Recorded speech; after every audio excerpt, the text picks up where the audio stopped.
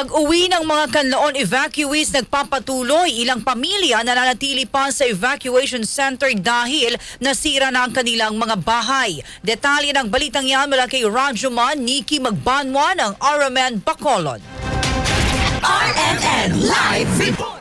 Patuloy ang pag-uwi ng mga internally displaced persons sa mga residente na naapektuhan ng sumabog ang bulkang Canlaon. Ayon kay Office of the Civil Defense Negros Island Region Director Donato Sermeno III, unti-unti nang nakakauwi ang mga IDP sa La Castellana at gayon din sa Canlaon City. Samantala, posible ngayong linggo ay makauwi na rin ang mga evacuees sa La Carlota City, habang nakatakda naman sa August 16 ang pag-uwi ng mga evacuees sa Bagos City. Gayunman, aminado si Director Sermeno na may ilang evacuees na tumatangging umuwi dahil tuluyan nang nasira ang kanilang mga bahay na iniwan. Gaya na lamang sa Bagos City kung saan may 9 na pamilya ang nais manatili sa evacuation center. Magsasagawa ng bayanihan ang pamahalaang lungsod ng Bago kasama ang mga apektadong IDPs upang magtulungan sa pagsasaayos ng mga nasirang bahay. Samantala sa La Castellana ay may 61 na pamilya o 213 katao pa ang nananatili sa mga evacuation centers ayon sa tala noong Agosto 1. Ayon kay Director Sermeno, nagsasagawa na ng inventaryo ang Department of Human Settlements and Urban Development sa mga partially at totally damaged na mga bahay upang mabigyan ng tulong pinansyal ang mga residenteng naapektuhan. Kasama mo sa DYHB RMN Bacolod, Radyo Man Nikki Magbanwa, Tatak, RMN.